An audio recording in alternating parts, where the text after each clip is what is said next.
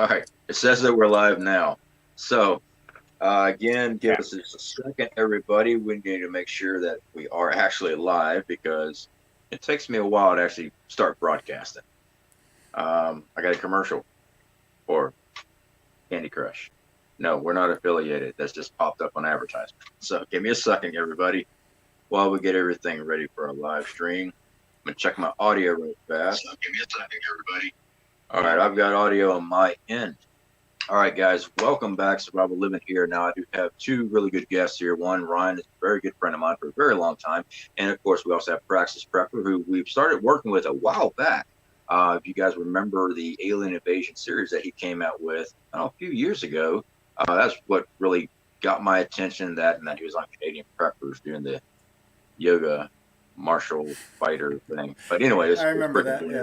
It was. But that's when I first came across Praxis and got to hang out in this community and stuff, guys. So tonight we're going to be discussing prepping, the need for prepping, some ideas for you guys. We're not here to sell you anything. We're just trying to encourage you to start putting food, water filtration, security, all these things back. All right.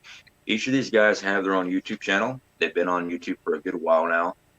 Their links are in our description. If we have our mods here, feel free to put up their links for their channels. That'd be great. Help us out. And instead of just going and subscribing, make sure you subscribe and actually watch their videos. Okay, guys, that's how their channel progress and succeed on this platform, is you actually getting involved and working, watching, be part of their community.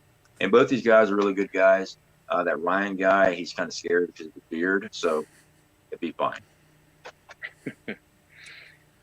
So with that being said, if you guys have any questions for us, make sure you use the @ symbol, Survival Living, and or Ryan or Praxis. Anybody, just put it up in there. We'll try to catch it. We'll try to answer your questions. Homestead Homeboy, North Carolina. My friend, you never have to do the super chats. I definitely do appreciate it. What's up, Big Daddy? Hope all is well. Everything's good. We just got over 50,000 subscribers. Community right here. Subscribers is what YouTube uses as a name. That's each and every single one of you that actually watch our videos and part of our community to learn and also teach others in our community. All right. 50,000 strong of preppers is a freaking good number. All right. I wish we could all hub up at 50,000. I don't know. We'll have to use Ryan's toys to go hunt down a lot of food in that scenario. But yeah. So anyway, absolutely. I wanted to thank everybody.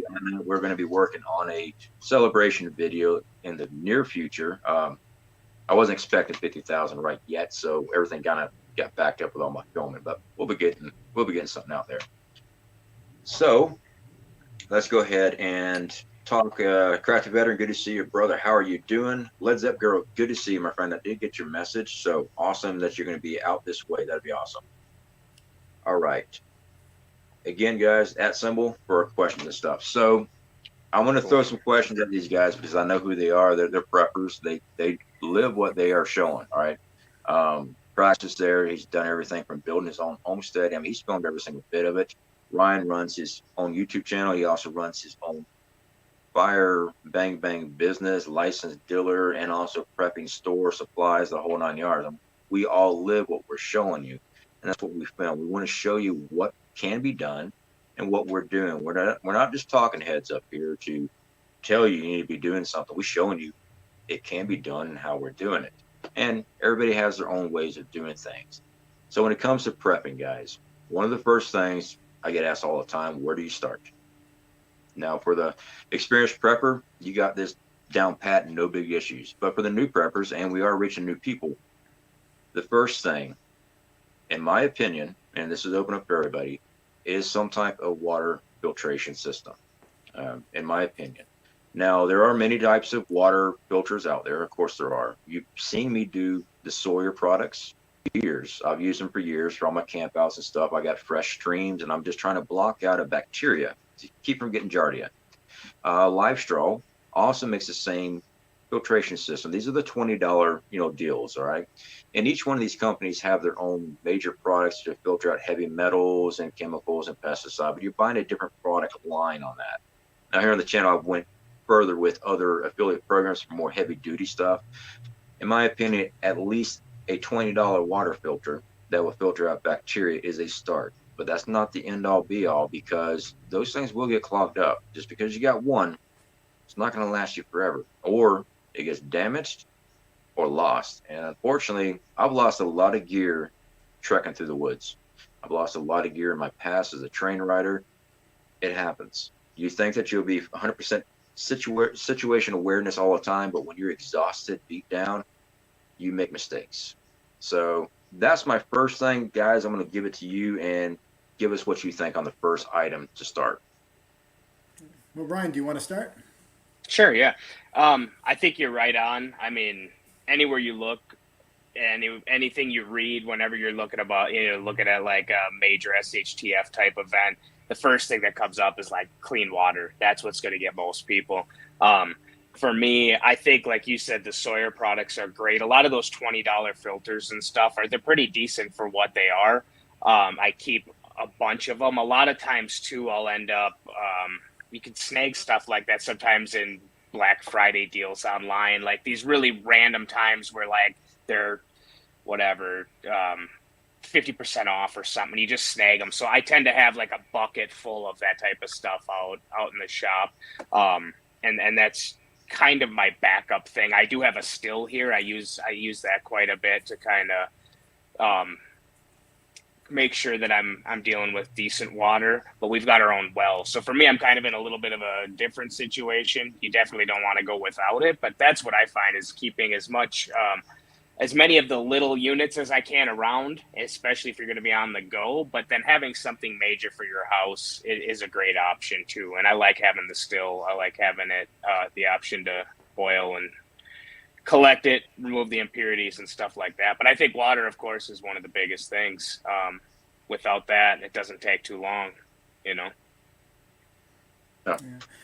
And I agree. I think water is definitely something that you're going to notice if you don't have it right away. And I think that's the best way to go about figuring out what you personally might need. Because I think the three of us here are a really good spread because we all live in different regions of the country. I know, Ryan, you live in a very dry area.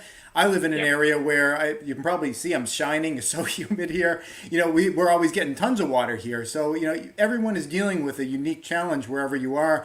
And I always say one of the best ways to find out what you are going to need in an emergency situation is to kind of just put yourself in one. And I don't mean a life-threatening one, but just going out and going camping, you know, in the first 10 minutes, you're going to realize, gosh, there's a lot of flies here. I wish I wasn't being bitten by them. Maybe a bug net would be a good idea. Within an hour, you know, if you're hiking, you're going to realize, gosh, I'm kind of thirsty. It might be nice to have access to water. And a lot of these things are pretty obvious, I think, to most people. And you could, you know, just sort of mentally imagine a lot of the things that you're going to need. But it's really great to road test a lot of this stuff. So even if you think that you have everything you need, you know, actually kind of go through it. And like I said, camping is a great way of doing it because the worst case scenario is that you actually had everything and all you get out of a camping experience is a good time. So, and if you don't have a good time, you know exactly why you didn't have a good time and you make a list and that's going to cover all your normal stuff. You know, like I need to drink, I need to eat, I need to not be, you know, have my blood drained by, you know, blood-sucking insects and things. That's not going to hit things like I need potassium iodine tablets to stave off the radiation because hopefully you're not going camping during like a radiological, you know, emergency situation. So, you know, you have to use a little bit of imagination and other people's experience and expertise. And that's what the YouTube community, I think, is great for because right on this channel, right in this live feed right now, we've got 3 different brains and that's 3 times the processing power that I myself or any one of us would have. And it's great that we can kind of share our experiences and our ideas because I know I'm always listening to things that other people have thought of and I'm like, geez, yeah, I should totally cover that base. Yeah, totally. Yeah, absolutely. And again, guys, everyone is watching. This is just the first step is the bacteria, okay? Because that in there will put you down quick. But there are other filters out there, you know, that filters out chemicals, heavy metals, pesticide, radiological virus, radiological material, viruses, things like that. And you know what? If you're in the position where you can do that, hey, those things are awesome. Most of those things are a little too big to be toting around if you have to. All right, those are like a base camp or at home use type of systems. But I do push on the like the Sawyer product. You know, those type of products that are easy to carry, something that you can always get a drink of water from. I mean, just recently one of my last camp out video, my stopped up. I forgot the plunger. I had went through my kit and everything, and somehow I left it. And I was trying to blow through the end, trying to do whatever I could to back flush it. So it's 100,000 gallons on it, but when it stopped up and you don't have volume pressure pushing with the plunger, that's it. Now, luckily, I've got outdoor skills. I'm making all kind of different things to filter out stuff. But in an emergency situation, it was for me, because I was out there. I wasn't going to get picked up for, days. You gotta have ways of purifying water, and so that's always been my first one, is water. I mean, of course, the next one, in my opinion, food. All right, you gotta have water to cook food. You gotta have water to digest food, unless you got packaged up liquid food or something like that. I don't know. I'm not a dietitian, so this is just prepper's advice. Let's put it that way. Beans, for one, we stock up dry goods, beans, pastas, rice. That takes a lot of water to get ready. To cook, you have to let it sit overnight on the beans. If you're stocking up dry beans, and I encourage people to dry beans and things like that. And we stock up canned beans as well. It makes it easier, quicker to cook. But the water still comes in. You have to have it. And I actually ran into a guy years ago. He just kept on talking about, all you need is food, all you need is food. If you don't have water coming in and you're eating, you're not going to be able to break down that food. Your body requires water to move your digestions, break down the nutrition, all that stuff. Without water, you got a gut full of dry rice. So food is my next thing here as far as number 2. Well, it seems like we established the order that, Ryan, you go next, right? Keep rolling with it? Yeah, that works. Yeah. All right. Cool. Sorry. Yeah, I mean, of course, I agree. And I think I like what you always talk about, where it's like have that rotational pantry all the time. And I know Praxis, you've got a really cool setup, too, with all your new spot and your pantry and your little fallout shelter thing and all that. Like, super. Yeah, very, very cool. So I'm very similar. Like, we have our normal, rotational food that we have in the house, and I'm always just keeping it stocked and then rotating it in and out from the back. But then for long-term food storage, I do a lot of freeze-dried food, especially now that I've got the freeze dryer and I can do it myself. So that's huge. But like you said, you need a lot of water. Reconstituting that stuff isn't easy. But I found the freeze-dried kind of the best way storage-wise to handle it, because you can easily take up a lot of space in a pantry or a closet or a bedroom or whatever if you just start stacking buckets of rice and beans and things like that. So I really like the freeze-dried for that, where I can can them, Mylar, bag them, whatever, put them in boxes, totes, and then stack them up and stuff. But having that water, man, without that, I've looked into at my house here. Like I said, I have a well, which is great because I can just keep pumping water. But looking at that, like we've got a 2,500 gallon storage tank, so our well pumps into that, and then that's where we pull our water from. And it's like if my well went dry, whatever, something happened, at least we'd have that 2,500 gallons, and breaking that down to figure out how long that's going to last you with your food and what each of you need for water in a day is important. But yeah, for me, having that rotational stock right off the bat, and then I've got freezers full of, all kinds of stuff. But fortunately, I've got my own solar set up, so I can I don't necessarily have to depend on the grid power totally to keep that stuff frozen. If I did, I would probably handle it a little different. I would not have as much frozen and things like that as I do. But I keep a pretty good mix. But my main stock is really in freeze dried. MREs and stuff too, but mostly freeze dried. Yeah, and I keep I actually do a little bit to the opposite of what you said, Ryan. Is I've got the space. I was able to build this new homestead, and I built the pantry right into it. It's down in the basement area, so it tends to keep kind of cool down there. And I augment that with a little bit of air conditioning to keep the pantry cool. In fact, the only place in the house that has air conditioning is the pantry. So whenever anyone's hot, they come up with some excuse. It's like, oh, I got to go into the pantry to reorganize or count how many of this we have. So what I've done is I've taken really big, I think they're like dog food tubs. They're called Vittle Vaults, and I used to buy them for like $35 each. Now they're like $45 each, so that's a little bit more ouch. And I keep all my stuff in there, and I keep flour in there, I keep rice in there, beans in there, and just at that kind of basement temperature and keeping things dry. Put desk impacts in there. I easily have that stuff sit there for like up to 5 years, and I don't experience anything with like things going rancid or whatever. I in my entire experience prepping, and I've been doing it for about 20 years, I had one experience once when I got some weevils into some rice that I had. And that's obviously not a problem you'd have, Ryan, with the freeze drying. It's like I dare them to survive that process. Yeah, exactly. But even that wasn't that big of a deal. I mean, it was kind of gross, and I'm usually mostly kind of a vegetarian. But for that, I made an exception, and we just cooked the weevils along with the rice.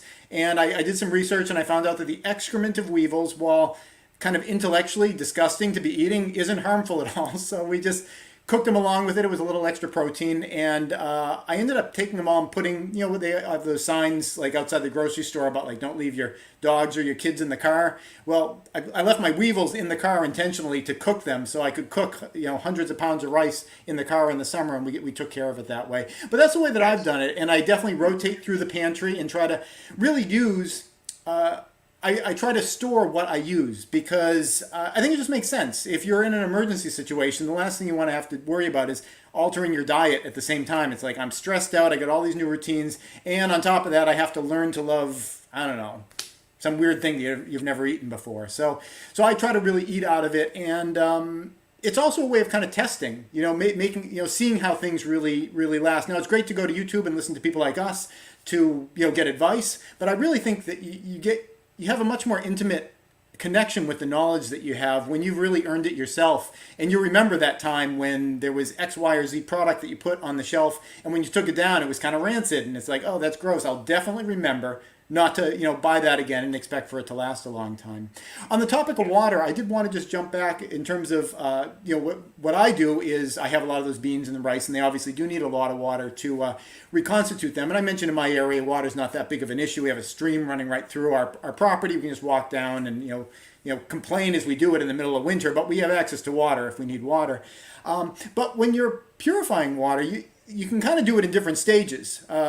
There's the water that you're going to drink cool directly into your body. You want that to be really clean. You don't want to have, chemical pollutants in there. You don't want to have biological pollutants in there. So you want that to be your, kind of your A-list water that you'd run through your water filters. But for a lot of other things, like reconstituting beans, soaking beans or soaking rice, you can kind of worry about it a little bit less because the stuff's going to get boiled anyway. Now, the boiling's not going to help you if it has chemical pollutants in it, but it's, in terms of biological life, if you've got like, some little critters that are still swimming around, it's kind of like the weevils, and as long as they've been cooked, you can eat those right along with the rice. Now, I don't know if you'd want to advertise that to your guests, because, the story always is if you're a prepper, when the world ends, you're going to have a lot of guests at your house. And I don't know if you want to, maybe advertise that in advance so they don't show up.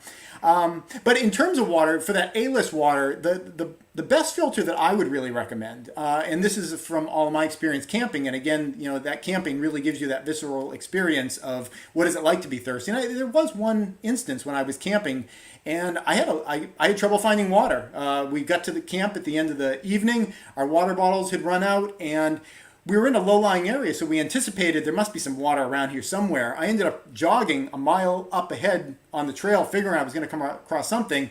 Didn't come across anything, and then walked slowly back and just was okay with not having water for the rest of the day. Turns out the next morning I wasn't too far off from it. But the best filter that I've found for that type of thing is these camping filters that use a ceramic cartridge that you can remove. It's just a circular ceramic cartridge. It's kind of a cylinder shape. I think MSR makes them. A lot of other companies make them as well, but that's what I have. I love those, and the reason that I love those is because if something goes wrong with it, it's really easy to fix. Like you were mentioning, Joe, you were trying to use it and there was some kind of a clog in there. Those devices are so simple. You can see all the inner workings of them. It's all clear, usually at the top, so you can see if there's a clog. And even if the filter element itself clogs up, which they always invariably do, you can kind of just sand off the outside surface of it, and then you're good to go again. I really love those because they have a really, really long life, and the price of them isn't bad. I think, well, last time I bought one, it was like $120, something like that. It's probably more than that now. But if you balance $120 against dying, that seems like a pretty good deal to me. Yeah, it's worth it. Depends on the life, maybe. Yeah. The ceramic filters are freaking awesome. They filter out most of them. Like the company we're working with now, it's got the infused silver and also has the charcoal in the inside. It Yeah. filters out just about everything. I mean, this thing is freaking awesome. I can't say everything because it doesn't filter out everything. It doesn't filter out radiological material in it. All right, but it does arsenic and fluoride and all that good stuff. And like you were saying about the ceramic, basically, if you have a Scotch-Brite, works fine as long as it's not one with soap. Don't use one with soap. Just a regular Scotch-Brite works great on the ceramic filters. You just scrubbing it off. I have not had any issues with mine as far as needing to filter it out, but I've only had it filter out. So I've had mine for a couple weeks now. I'm going to say we filtered out about 65 gallons so far through all of our testing. And now that our well is down here, we're using both of them around the clock. I mean, that's for purifying our water for cooking and everything else, because the well itself, we had to shut it all down. Had somebody comment, if you're not a prepper, you can't fix your well. Oh, this isn't my property. That's why I don't have well parts. And also, if you want to have every part that you ever need forever, you better have a warehouse in your backyard, because that's just the facts. But so we have rain barrels and we have stored water, all that stuff here. And we keep stored water. We have rain barrels. And I was showing the rain barrels. It's only 100 gallons, 110 gallons, but that's just every time it rains, and it rains every day here, by the way, every single day. It's just summertime. So, awesome. But water filtration is definitely key. And like what I ran into with the Sawyers, you can't take them apart. They're a sealed unit. You can't, if it gets clogged and you don't have that plunger, you're screwed. That's just all there is to it. Yeah. So I want to take a quick second, guys. Got a lot of people in here. Crafty Veteran, I definitely do appreciate you working hard as our moderator. Ghetto, good to see you, brother. Survival Game, good to see you, my friend. How are you doing? Thank you for getting those links up, everybody. All right, guys. So again, if you got specific questions, just put the @ symbol, Survival Living, or Praxis or Ryan. We should be able to see it. I did see a question that was caps locked on it. I was asking about weevils. Now, I can say this because I've done it. I've been chastised before. Don't tell people eat bugs. I eat bugs all the time outdoors. I mean, I do survival training. I eat all kind of bugs. When you go to use your rice and the weevils are in it, they'll float to the top. You can skim them right off. That is true. They're not going to hurt you. They're not going to hurt you if you eat them. The only issue I've ever had with weevils is because when they're sealed, I've come across this in the past because I didn't freeze my rice, to kill that larva that was in there. And the rice had been stored for about 3 years on just regular vacuum seal. And when I actually got it, it was a brown powder in my white rice. I'm like, what is it? And I saw the weevils moving around. So what I'm thinking, that brown powder was weevil poo. Yeah. And actually, I did sift out the dust myself. I did sift the dust out. Nope, I got the money right now. I'm just tossing this whole stock and I'm just replacing it. And luckily it was when I was first starting in prepping. So it was only, I don't know, about 20, 40 pounds. It was like 2 bags of rice I had vacuum sealed up. And now we got a whole lot more, but we've been freezing. We've been doing more with the Mylar and stuff like that. So when it comes to your rotational stock, getting food, guys, I've got freeze-dried food. We're affiliated with it. MREs are great. Personally, I like MREs. You got your heating element, everything all in one swat. All right, everything's great. But I've eaten MREs most of my life anyway, so I'm good on that. But your normal foods first. Your canned goods, your dry goods, your pastas. These things are a fraction of the cost of if you go and find long-term food storage as far as freeze-dried, unless you've already invested in a freeze dryer yourself, and which me and Ryan talked about last time, is having a community that works together, like your prepping community, everybody pitch in, it's going to pay itself off. So I always teach normal rotational stock of food. This is stuff that's in our normal diet. Don't buy stuff if you don't like it. Don't buy a whole bunch of Spam if you don't eat Spam. I grew up on Spam. And now, is it the most healthiest thing? No, but my workout regiment's 6 days a week. I'm constantly pushing my body. I'm always trying to, I'm trying to get physically fit. I'm not Schwarzenegger or any other bodybuilder. That's not it. I'm just trying to get myself in shape. It's not the best food, but I've eaten it all my life and I've not had any problems. A little salty, but hey, fries up great. But you only stock what you eat. You don't want, and trust me on this, when you're hungry, and I've been there, you eat anything. if you, I mean, I'm not talking about, oh, well, I missed dinner, I'm famished. No, I'm talking you done went 3-4 days without eating anything. That dead lizard that you found that something dropped in the woods, man, oh man, Looking good. yeah, it looks really good. So How as many of us have preppers, eaten what we do, roadkill? I How have many of us eaten. have eaten roadkill? Yeah, I have. Yeah, all right, cool. That's hardcore. Yeah, absolutely. We had a lot of possums and raccoons up in the mountains of North Carolina. So I mean, and actually, a friend of mine, a friend of the family's had hit a deer, and they called us up because they were trying to get to work, and they drove off and said, hey man, he went out such and such off corner such and such. So we went out there, took about 4 hours to find him, but we found him. We drug him back and we loaded him up. And some states it's illegal to actually do that. So make sure you check your local laws in today's society. Because some states it's illegal to actually pick up roadkill. So yeah, just making sure you know that. Only if you get caught, I think. Yeah, something like that. Same thing with that, bright light late at night when you're doing some surveillance. Yeah, surveillance with that, right? Yeah. Exactly. Now, when it comes to SHTF, all rules they're gone. All right, you're in survival mode. But yeah, I just want to put that in there. Make sure you get a rotational stock. We got 2 years. Actually, we got over 2 years of normal rotational stock, but we also have long-term food storage. And like Ryan was saying, it's easier to stock.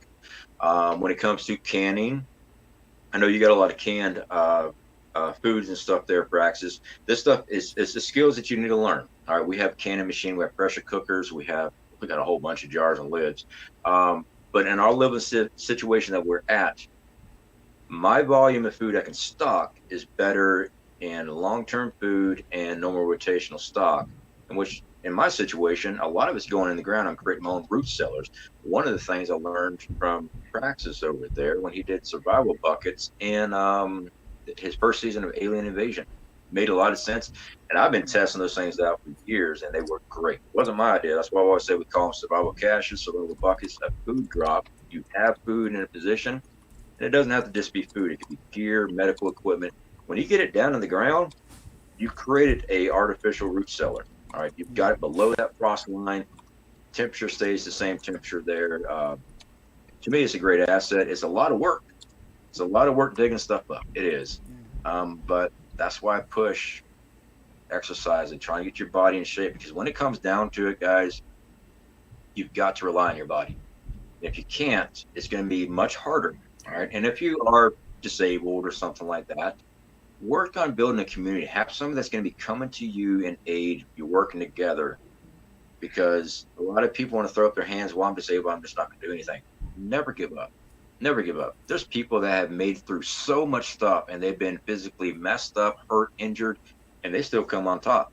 Never allow your spirit to ever break. But I do encourage you, will make it easier on you if you push yourself now and be ready for when it does happen. Well, that kind of brings me to something. Yeah, it brings me to something I actually want to pose a question to you guys, because I don't know how you feel about this.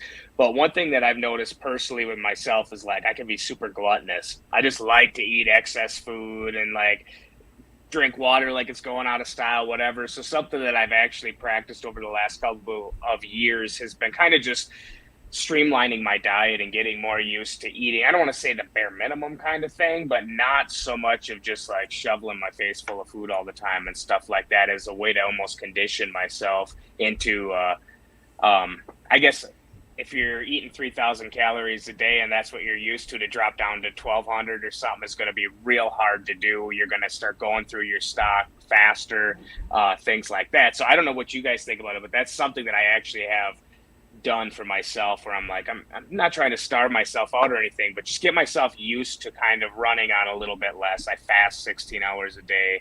I eat during an 8-hour period, and I try to keep it as good as I can, as lean as I can, that kind of thing. But I don't know what you guys think about that. But it made me think of a joke, because you're talking about exercise and kind of getting your body ready. And I kind of like to live my life in a way where if something were to happen right here, right now, tomorrow, I'm not having to get into shape, stop eating, all of this kind of stuff, or get used to those. It's more like just the way I'm living now. So I don't know what you guys think about that, but I'd be interested in hearing.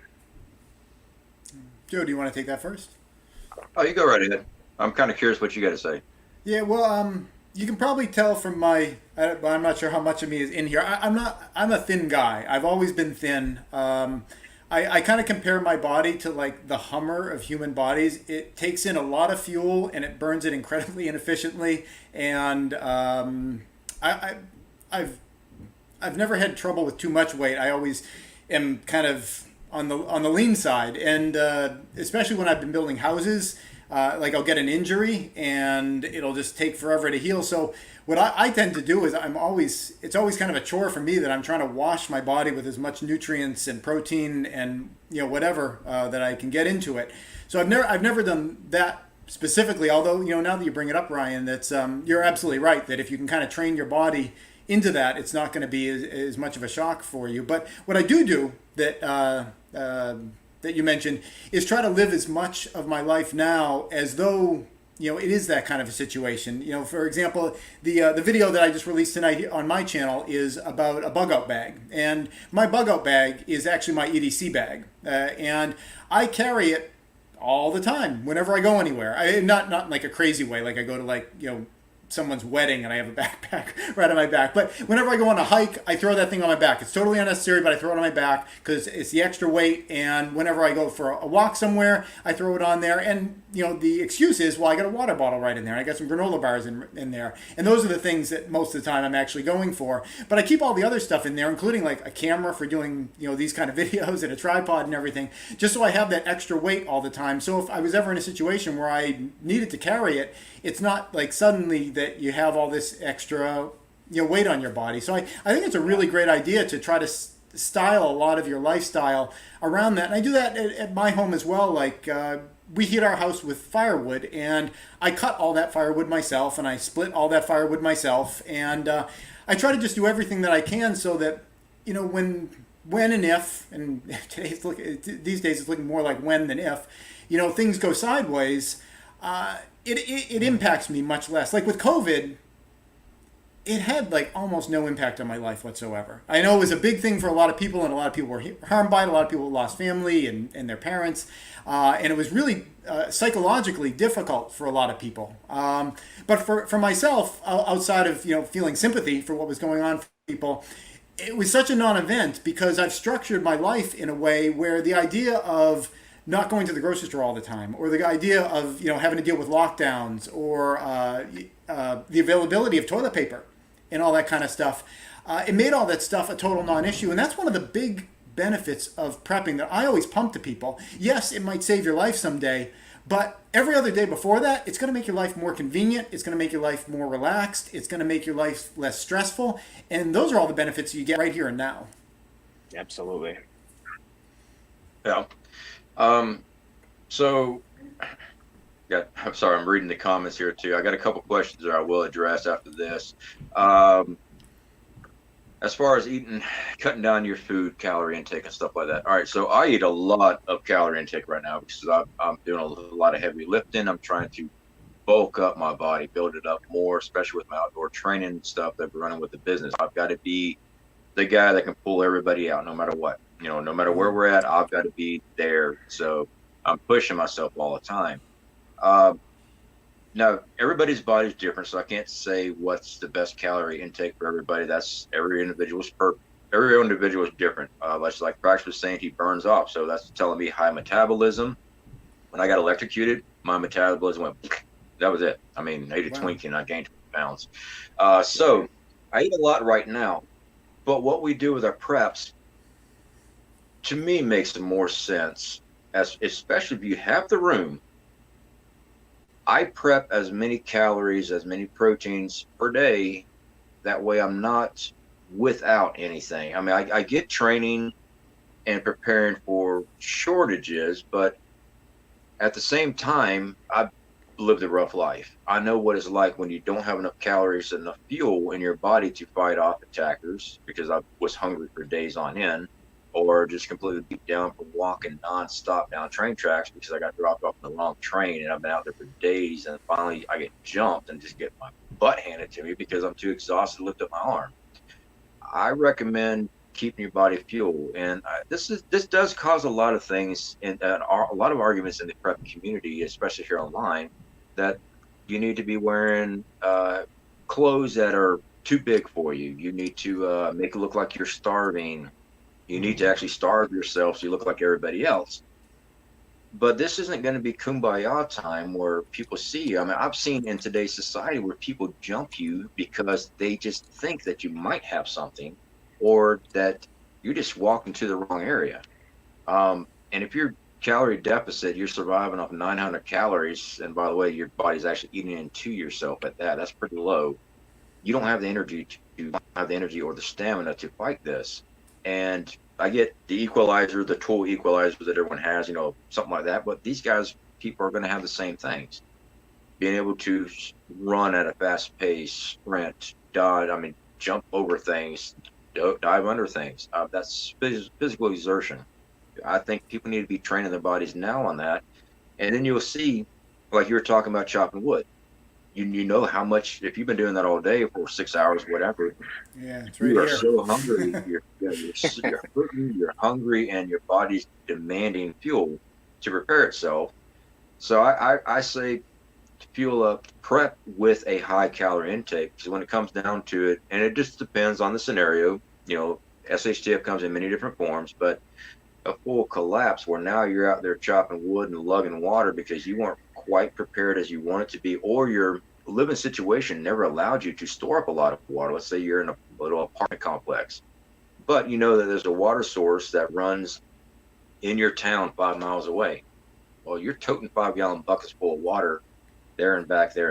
That's going to wear you out. And I do it with dry bags, 10-liter dry bags when I'm out in the woods all the time. And that one time I was almost 2 miles from the river because that was the only flat spot I could find in my area to actually set up camp. I could have done a little huddle up against a tree or something like that and just do it that way, but I was trying to film a whole camping experience, and it takes up room with cameras and all that stuff. So I recommend loading up, keeping enough calories to run you full force. Now, if something happens, am I going to still lifting up weights and all that stuff? Probably not. I'm going to get my body ready right now because I know once it happens, I'm not going to feel like or have the time to go lift weights. I'll be doing everything else from patrols to water purification, scavenging food, things like that. We're preppers, but there still might be a time I might need to scavenge food. When I had my house burned down in Oregon, I lost everything. Just that quick. We had fire extinguishers, but when it happened fast. And there was no way of putting this thing out when it happened. It was just enough to evacuate everybody out, and that was it. It was gone. Yeah. So, yeah. I think the big. Oh, go ahead. I was going to say, I think the big takeaway here is, like we're talking, kind of trying to live your life in a way that is as much like living in that situation as you can. Because a lot of what I found is I can excessively use up resources thinking like I need this stuff, but once I really start living like that, I find out really where my body's at, where my how much I need to remain strong. Like you said, like I'm definitely not promoting starving yourself or anything, because you do need, like, if you look at like what an active duty military guy needs, they're giving them like 3,500 calories a day, stuff like that. It's like, holy cow, that they're feeding them well. I think what I took away from this conversation is more or less learning yourself, learning what it is that you actually need and what you can live off of. Because I just found out in the last couple of years here how much excess I was wasting. You know what I mean? Like with the martial arts stuff I've been doing, I'm fighting 5 days a week, going hard. Just soaked head to toe hours a day doing this stuff. And I'm finding like I'm okay at this certain level of what I've been eating recently and stuff like that. Whereas in the past, I probably would have ate double that. And for what, it would have been a waste. So I think for me, it was the knowledge of just figuring out what it is that I need to be at my best. Another thing, Joe, that you said when you were talking was about the idea of people getting into a situation, an SHF situation, and maybe you're not as prepped as you thought you were, and That just got me thinking. I think that's a really important point that I think all of us need to consider. You know, the three of us here, I'm sure I'm speaking for all of us, myself especially included, that I think no matter how prepped you are, there's always going to be stuff that maybe in hindsight later you'll be like, ah, man, I should have done this, or I would have been better off if I'd done this. And the value of prepping is to try to minimize that as much as possible. But no matter how much you or I or anybody does, I think you have to accept that, you know, when you're in that kind of a situation, there's going to be things that you failed at. And if you let that crush you and you just quit, it's like, and I see so many people in comments on YouTube where they're like, you know, X, Y, or Z isn't perfect, so I'm not going to do it at all. I think in a situation like that, you have to be willing to accept that things aren't going to be perfect and roll with it, and not just throw up your hands. I feel like a lot of people feel tempted to when they get into a situation where something's gone wrong, because I think as a culture we've been kids almost see failure as, it's like, you know, it's the buzzer on the game show. You know, you get the question wrong, zzz, you're out. But, you know, the game keeps going even after that buzzer. And I think people need to keep that in mind, that you're going to fail and you need to move on from that. And that was a really long way of saying something I probably could have said in 5 seconds. It's good, though. It's important. Good information. We're good, absolutely. I do want to address a question here. This is Harvard Girl. Sorry, it took a while to get to this. Just want to thank you for keeping me going.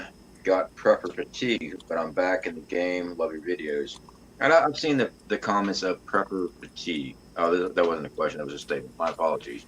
I have seen that comments before of other people, prepper fatigue. To me, it's a lifestyle. All right. It's not a hobby. Pace yourself, of course. You know,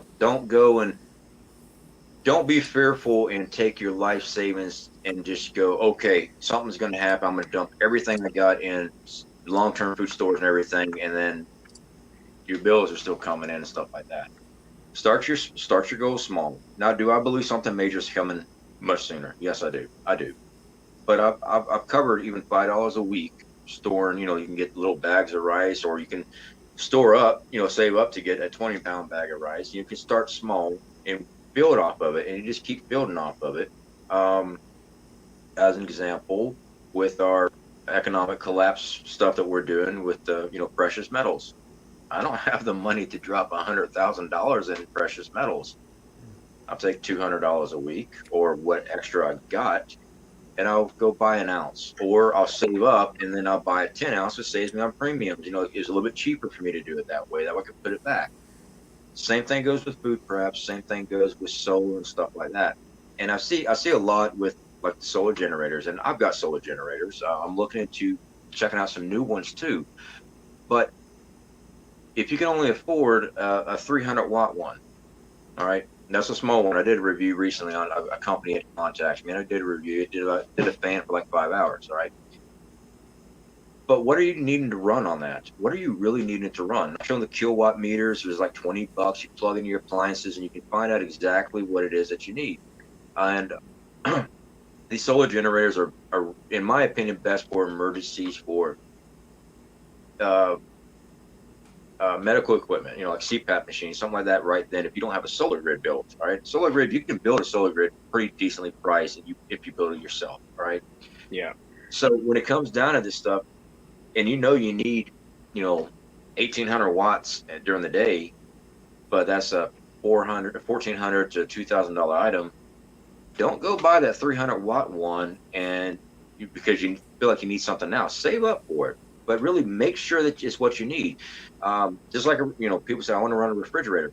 Get that $20 kilowatt meter, plug it in, and run it for an hour, and it'll tell you exactly how much power you're going to need when the compressor kicks on. All of that. And then you figure out what you need to build off of that. Don't just impulse buy because you feel like you need to go get something. Now, am I saying you need food? And do you need water filters? Yes, you do.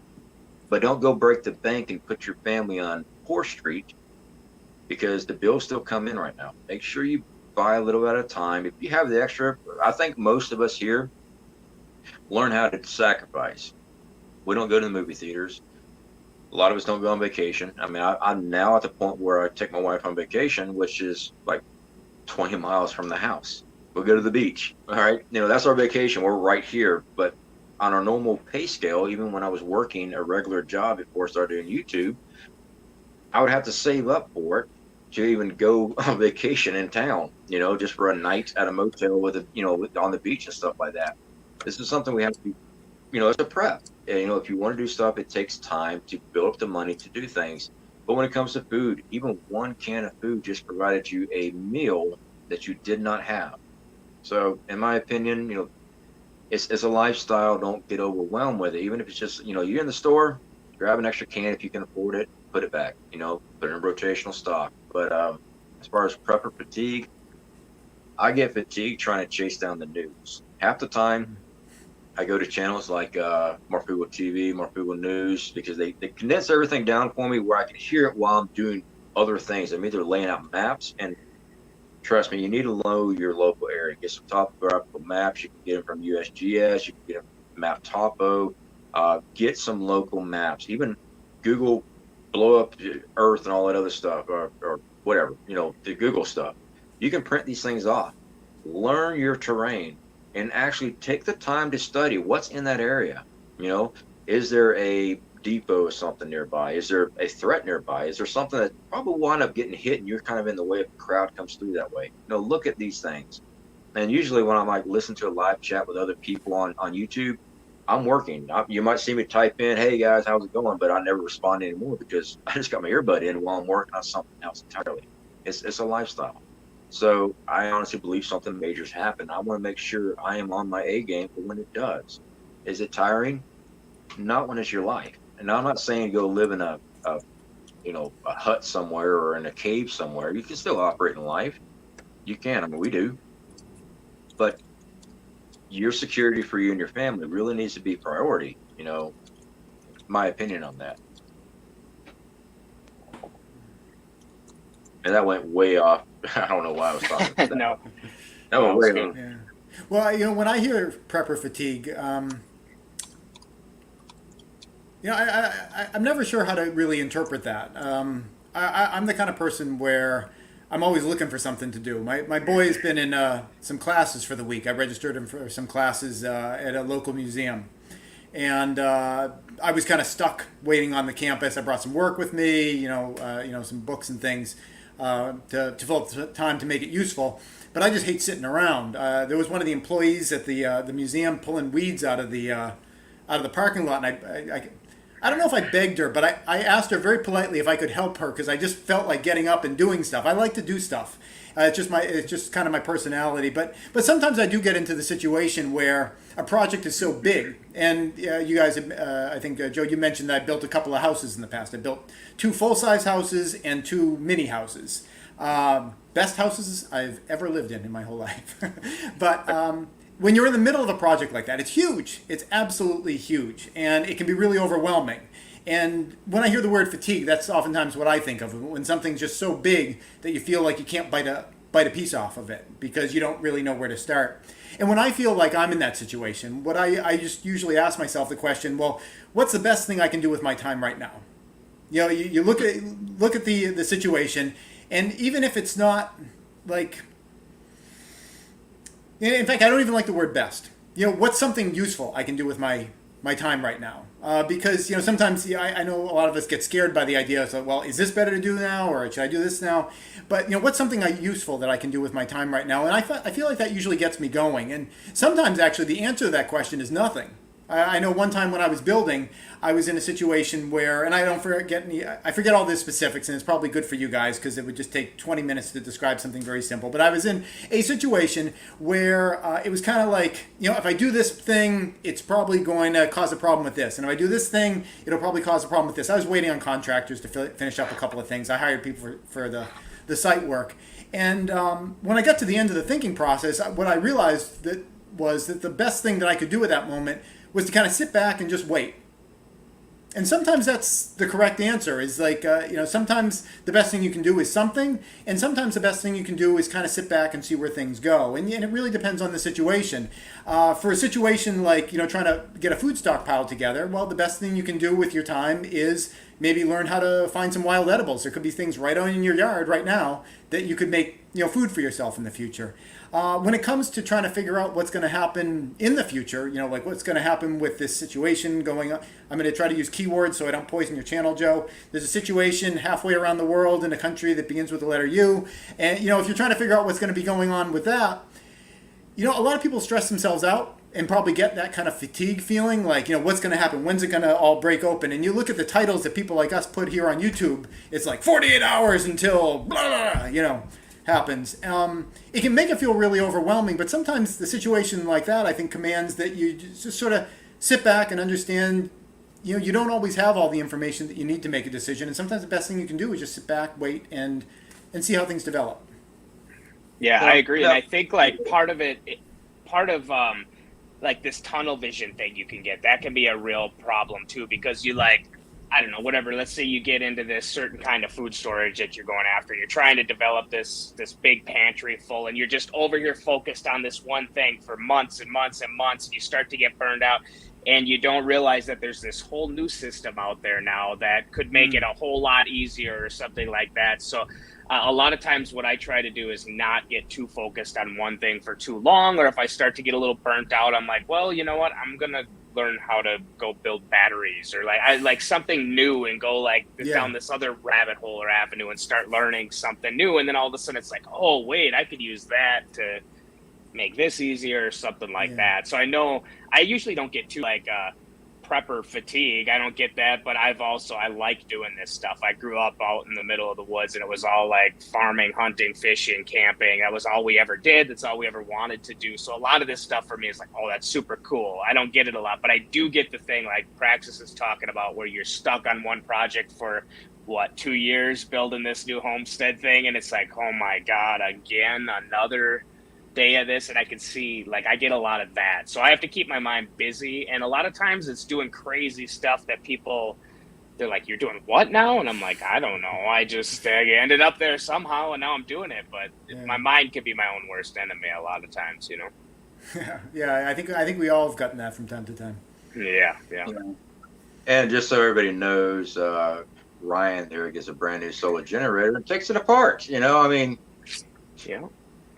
He wasn't learned a lot in that video. Together. He was doing some testing. I just used it yesterday. That's still a good generator. Yeah. Alaska Prepper, good to see you, my friend. In case you guys didn't know, I didn't see my video. That, yeah. Prepper contacted me. He got nailed by the platform. He will be back up. It should only be a couple more days now. Alaska Prepper, good to see you, my friend. He's taught me so much. I mean, even before I even started a YouTube channel, I was watching him, learning everything I could. I mean, I had my own practical things I did as, living out in the country, but he saved me a lot of mistakes. And it was one of my first prepping channels I really got involved with. There were some other larger ones out there I was watching as well. But Alaska Prepper was always my go-to. I'll talk about him all the time with my group here and a lot of friends here where I live at. They're like, hey, man, Alaska Prepper? I'm like, actually, I do. Yeah, that was freaking awesome. And I also saw Magic Prepper up in here. Magic Prepper, good to see you, brother. Magic. I know that you've been doing a lot of work and over there on your channel with some other YouTube creators, and that's freaking awesome. We got to watch that. That was awesome. You guys hanging out. Definitely appreciate you being here, brother. Really do. Next thing, guys, I want to discuss the next step on preparedness. And I don't want to keep y'all too long because I'll try to keep everything down to an hour. I know everyone's got other engagements. So we covered water, food. My next opinion, medical. Some type of medical. And when I say medical, I'm also including hygiene and medical to kind of wrap it up a little bit faster. Your basic medication, I know everybody wants to talk about, well, always forage. Well, sometimes pollutants, chemicals, some type of event, or you're just at a bad location, there's not much around.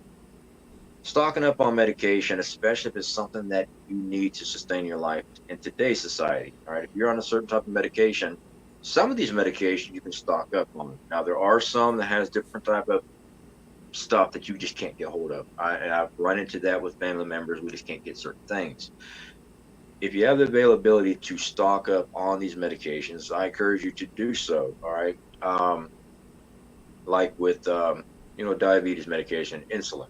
All right, now there are ways, and not everybody can do this, but we were fortunate in our situation we could actually get a non-prescription insulin and actually store up. Now we were able to stock up, and it's in a rotational stock, just like what we do with our food. All right, and it gets in refrigerated, but we have the availability with solar that thing's always powered, and of course we have products that actually keep our solar grid safe. Medication for life-saving medication, but don't forget your other non-life-saving medication. I get the flu every year. Always do, never fails. I could be away from everybody, and I'll still get it. It doesn't matter. Somebody had brushed up against somebody, and next thing I know, I'm sick as a dog. So I stock up on my favorite cough syrup, my throat spray, my lozenges, my cough drops, what they are.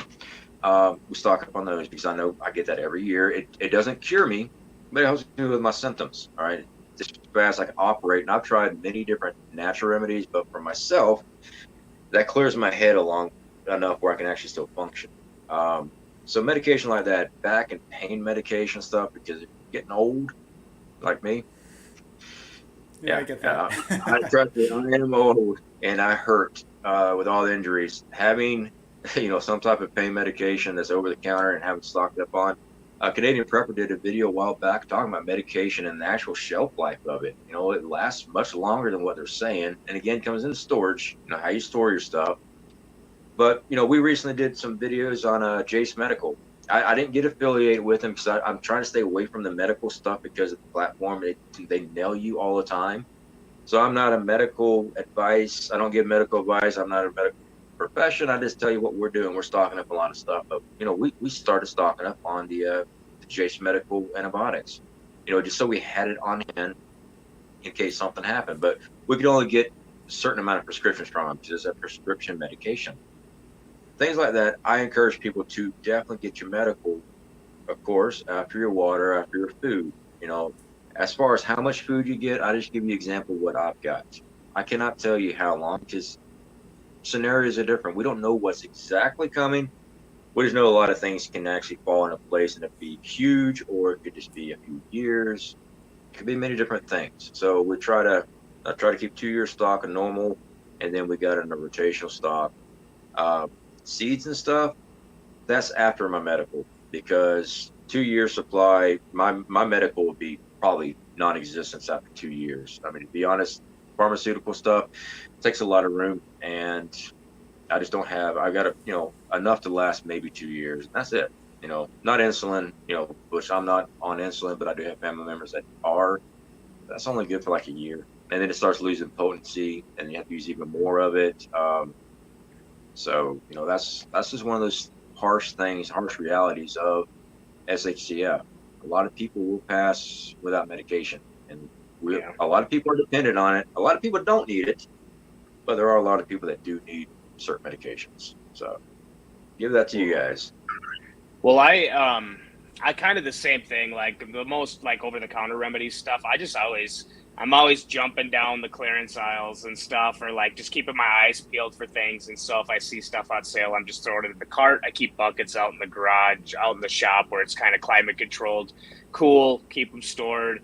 But I mean, you're right. There's certain things where like, what are you going to do? If insulin's something you need, and it's looking at a 5-year grid down thing, what are you going to really do? And it's something to start thinking about now rather than later. That's for sure. Fortunately, I don't have anything that's like, that would affect me that big. So I don't have to worry about that too much. But I think one good thing too, is to look into the homeopathic kind of stuff. My wife's into all kinds of different essential oils and all that kind of stuff. So we played around even making some of those ourselves. But yeah, I think the biggest thing that I did for medical that I thought was interesting or cool was I've got some friends who are firefighters and EMTs, and I basically had them come over and build me up a list for a kit of, what do you guys carry? And some of it you can't get, some of the stuff you just can't get because they, whatever. But, it's getting as close to that as I can, and that's what I've done. So I've got a couple, like I've got a real serious kit that's just like, half of it I'm not even qualified to use, so we would have to find a vet or a doctor, somebody who knows how to use some of this stuff. But at least we have it stocked and it's there. And then I do spend time learning, a lot about how to use it. But for me, medical is kind of the same as you, Joe. Like, stock everything that I normally use and as much of it as I can, and then rotate it in and out. And anything else, just try to come up with clever alternatives or solutions to that if there is one. Yeah, Duct for tape, me, chewing gum. yeah, I was Yeah. going to say kind of just what you guys have been saying. Medication is, well, not all medication, but the kind of stuff like ibuprofen, aspirin, acetaminophen, that type of stuff. I mean, it's like dirt cheap now, given what it can do for you. So I stock that stuff up on a rotating basis. I've been compiling actually. A lot of data from the government had done, the U.S. government had done a study regarding the shelf life of medications, because they spend millions or billions of dollars throwing this stuff away. So they were at some point, in some weird sort of non-governmental way of thinking, they were thinking, well, how can we save money instead of throwing it down the toilet like we normally do? So they did a study, and they found that a ton of this stuff is legit very useful past expiration. I've been trying to compile that to share on my channel for a while. I should probably just kind of read off what I've got at this point, because I'm making the same mistake I was talking about in this video. I'm waiting for it to be so perfect that I never end up actually doing it. Yeah. But so much stuff, is good past expiration. That doesn't mean everything, though. Some things actually get toxic, when they get past expiration. So you can't just listen to, Praxis said that you could take anything. I'm not saying that. There are some things that go toxic. So you need to know the difference. But anyway, I've been stocking that. And one thing that I have used many times myself is self-prescribed, and I know you don't want to get your channel flagged, Joe, so I won't go into too much detail. But the things that are there for killing biotic life forms, they're kind of an anti sort of biological sort of, what I'm talking about. I've used that stuff self-prescribed in the past that comes from veterinary sources, and my success rate is somewhere between 100 and 100%. It's always worked really well. I know a lot of people, especially with the COVID thing, there was like some kind of like a horse medication that was going around that people thought was going to, maybe effective. I didn't really follow the studies. It seemed like maybe it wasn't maybe as effective as people were thinking it was. But just the mere fact that it's used for animals doesn't mean that it won't be good for human animals. Horses drink water too. Does that mean we should all abstain from water? It's like, horses drink water. What are you doing messing with water? So I've been using those types of things for myself in many, many situations. I've gotten scrapes that have been infected. I've gotten the kind of things you use those things for, and it's not because the grid's gone down. I haven't had access to doctors. It's just that it's kind of more convenient, and this stuff isn't. It's not really rocket science. I mean, you can pretty easily diagnose a lot of these things. Not everything, and I know why we don't get into giving medical advice here, because there are a lot of different sorts of situations. But especially in an emergency situation, a lot of this stuff, you can pretty sensibly get a diagnosis on things. And man, when you need one of those particular types of medications that I don't want to say the name of, you need that, and nothing else is going to do for that situation. So I definitely stock that up. You said that you grab J stuff. They get you're right. They can only give you kind of a limited amount at a time. But you go to the vet places. There's the sky's the limit on it. The only problem is that it is all kind of expensive. Whether you're getting human stuff or fish stuff, you pay for it. But given again the alternative, dying. If you can possibly stock some of that kind of stuff. The ways people used to die in the past before those things were invented was it was ridiculous. How is that even allowed?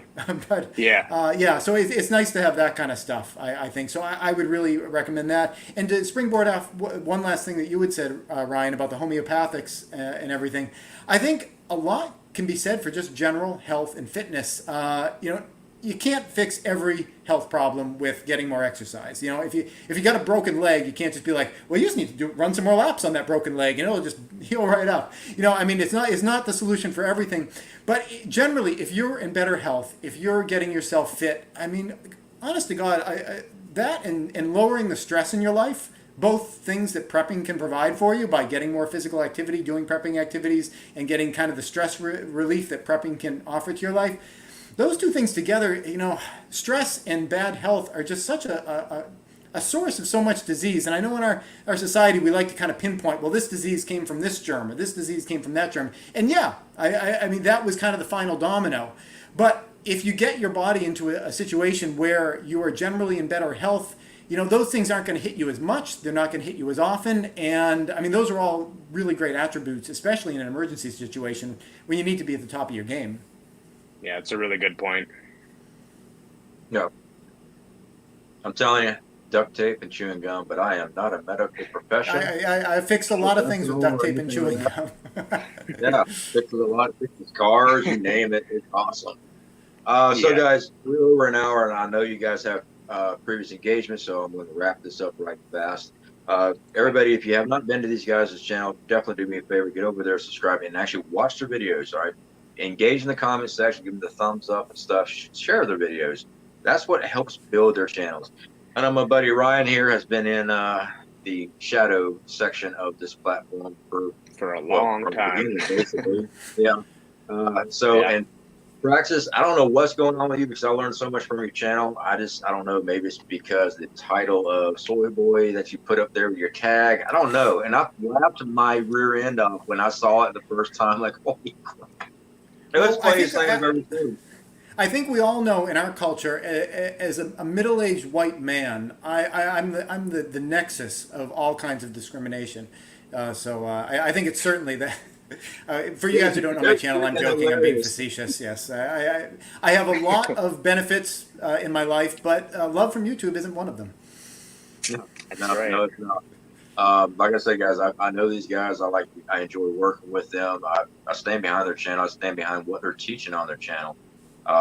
This is something that we've been working with our channel, trying to just incorporate more of people that know what they're talking about. They live in what they're doing, and that's why we're trying to get more exposure over there on their channels and stuff. So definitely, guys, make sure you get over there, subscribe, be part of their community. All right, learn from them. Everybody does things differently. People do things differently. For me, my scenario is different than everybody else's, or we might have the exact same scenario. You never know. So I'm always learning. Always learning. I don't ever say I've got the answer to everything. I just show you what we use and what we do. All right, and it works good for us, and that's how that's what we show you. So Ryan's over there typing away like crazy again. Anyway, we're gonna wrap this up, guys. I know we didn't get to hit on everything. Maybe we can get another collaboration video up. So we need to talk about security, things like that. Guys, we did not get in that tonight, but I try to keep the live stream down to about an hour. So hopefully we'll be able to hook up again and continue on this conversation. Well, thanks for having both of us. I really appreciate being invited. Thank you. Yeah, same here, Joe. Thank you. All right, guys. So again, make sure you get over there, subscribe to them. I definitely appreciate it. And you guys have a great night. Keep prepping. Don't let it get overwhelming. A little bit at a time. If you got to take a step back, just take a step back and then go back at it again. All right, guys. Speak to y'all later. There we go. Nope. We're out? Okay.